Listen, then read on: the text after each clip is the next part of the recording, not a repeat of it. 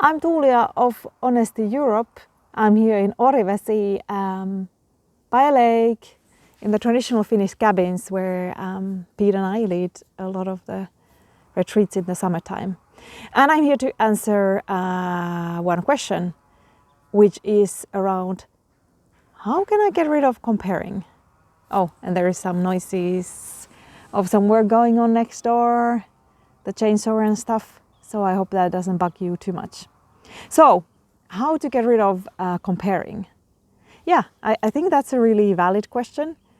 Well, the quick answer is you can't, as such.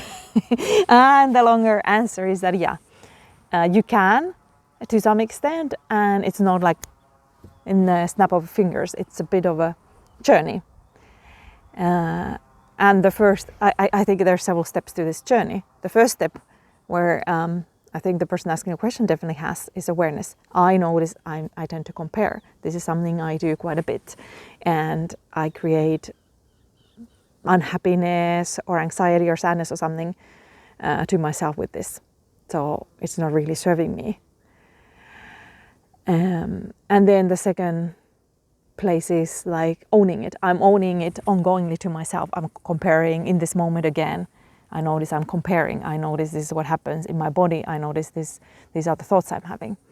And then the third step is voicing it out loud, owning it to other people, telling the person, hey, I notice I'm comparing myself with you and I'm coming short and maybe there's envy. So own that. I'm envious of you for this and that. Or maybe there's jealousy, like in situations where people have multiple partners. Oh, my partner does X, Y, Z with this other partner, or they talk about the other partner in this and that way, and I'm comparing how they talk about the other partner or what the stuff they do with the other partner that they don't maybe do with me. And yeah, what is this telling me about myself? Is there something I'm not owning out loud? Is there something I'm not asking for? Is there something I'm happy about and I'm not taking the responsibility to fix it? Because if I'm unhappy, it's my job to fix it, not my partner's.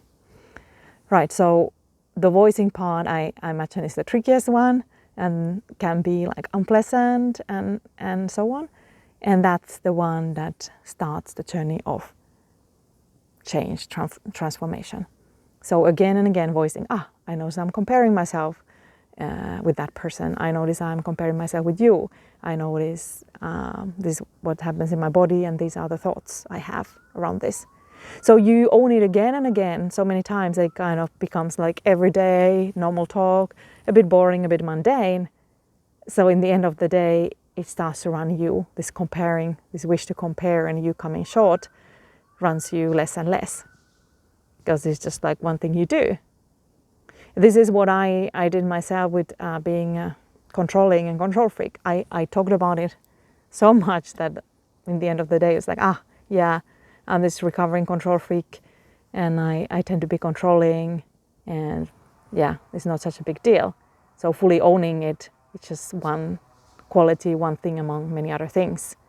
It's not that important.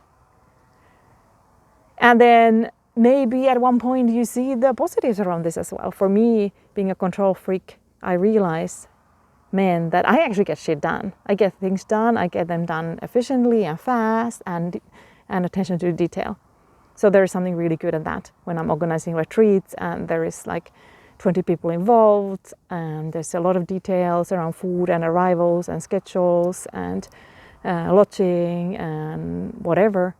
It's very useful to be a bit of a control freak rather than, I forgot your allergies or something like that. So yeah, seeing the good in it. And this comparing thing is like, I think it's a built-in thing. So in the early times, we as human beings, we survived in groups of people. And that's still running our system, the survival. And we needed the approval and kind of fitting into the group in order to survive. Otherwise, how could we get the food, find shelter, find water, find food, and differentiate between poisonous berries or plants or whatever versus the ones that are edible, or protect ourselves from the beasts like saber-toothed tiger and and other animals like that. So approval and fitting into the group and doing well in the group is still running us. And comparing is one way to kind of ensure. And sometimes comparing, I think, can be positive. Like, yeah, I'm actually a lazy piece of shit at times, and that's not somehow serving me. And when I see these people who are active and achieving and doing things and actively like checking in and figuring out what do they truly want in their life, it's like, I'm not doing that. I want that too. Or this example of my partner doing what sounds like fun stuff with somebody else and not doing that with me. How did I not ask that for myself? How did I not voice that, oh, that sounds so fun, I want that. And I'm mad at you for doing it with the other person. So owning also if there is feelings of anger or you make yourself feeling small or stuff like that. All right, this is what comes to me about comparing. Good luck with your journey of owning it. This is Tuulia of Honesty Europe from Orivesi.